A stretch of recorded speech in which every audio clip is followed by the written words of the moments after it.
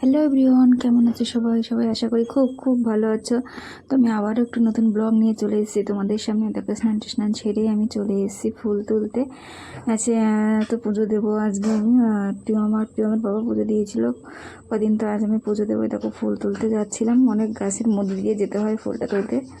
এই গাছগুলো দেখো প্রায় 1 বছর মতো হয়ে গেছে আমি লাগিয়েছিলাম। সব কটা গাছে কিন্তু ফুল চলে এসছে। দেখো, বাগানে সবজি টবজিও লাগানো হয়ে গেছে, শীতের সবজি অনেক কিছু লাগানো হয়ে গেছে। আর এই ফুলটাও কিন্তু 1 বছর আগেই লাগিয়েছিলাম। দেখো, সব ফুল চলে এসছে সব গাছে। আর ফুলের কালারটা খুব সুন্দর, কিন্তু মাটিতে লাগাইনি বলে মনে হয় ফুলগুলো একটু ছোট সাইজের হয়। আর এই যে অপরাজিতা গাছটায় প্রচুর প্রচুর ফুল ধরে। তো সব ফুল টুল তুলে নিয়ে আমি চলে যাচ্ছিলাম পুজো দিতে। আর এখানে পুজোর জায়গাটার কী অবস্থা করে রেখেছে দেখো। তো ছোটো মানুষ যেহেতু পারে না, তো নিজের মতো করে দিয়েছে, ঠিক আছে, আমি বলি থাক। তো এখানে সব কী অবস্থা করে রেখেছে। এখানে পরিষ্কার টরিষ্কার করে নেবো আগে, নিয়ে তারপরে পুজো দেবো। তারপর আমি সব পরিষ্কার করে নিয়েছি, নিয়ে পুজো দেওয়া হয়ে গেছে। এবার প্রিয়ম চলে এসেছে প্রণাম করতে। বলে, মা হাতে ব্যথা, আমি প্রণাম করতে পারবো না। তাই দেখো, ওই যে একটা হাত উপরে তুলে কিন্তু প্রণাম করে চলে গেল। বললো, আমি হাতটা এরমভাবেই রাখবো, আমার হাতে ব্যথা, তুমি ঠাকুরকে বলো তাড়াতাড়ি যেন আমার হাতটা সারিয়ে দেয়। ও কিছু হলেই বলে, মা তুমি ঠাকুরকে বলো। এদিকে পুজো দিয়ে কিন্তু আমি রান্নাবান্নায় চলে এসেছিলাম। তো সকালবেলা প্রায় 11টার মতো বেজে গিয়েছিল। আজকে একটু উঠতে দেরি হয়ে গিয়েছিলো যেহেতু শনিবার। তো বলি, কী রান্না করব, এখন তো কিছু গোছাতে গেলেও দেরি হয়ে যাবে সকালবেলা। বলে একটু খিচুড়ি করি, খিচুড়িটা তাড়াতাড়ি হয়েও যাবে।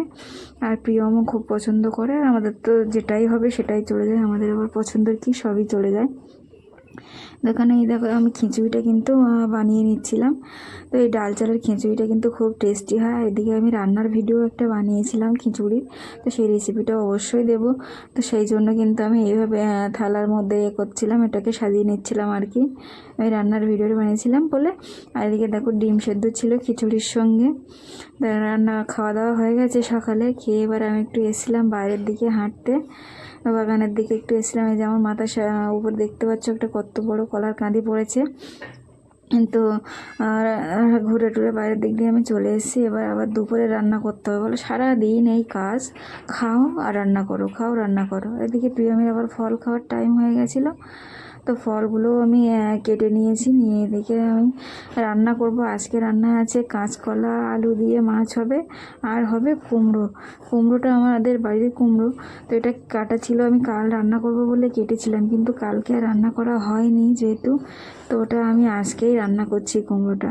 এরকম আমার সব রান্নাবান্না হয়ে গেছিলো। কলার তরকারিটাও হয়ে গেছিলো, এদিকে কুমড়োর তরকারিটাও কিন্তু হয়ে গেছিলো। তাই এদিকে আমি দোলনায় একটু বসেছিলাম, বসে বসে ভিডিও এডিটিং করছিলাম। প্রিয়ম বাড়ি থাকলে আমাকে বসতে দেয় না, উঠিয়ে দেয়, বলে, মা তুমি ওঠো তুমি ওঠো। তো রান্নাবান্না সব হয়ে গেছে, এবার খাওয়া দাওয়া করে নিচ্ছিলাম দুপুরে। দেখো, প্রিয়ম শুধু বারবার বলে, মা আমাকে দেখা যাচ্ছে তো ক্যামেরায়। তারপরে খেয়ে দিয়ে সন্ধ্যেবেলার দিকে একটু বেরিয়েছিলাম বাজারে।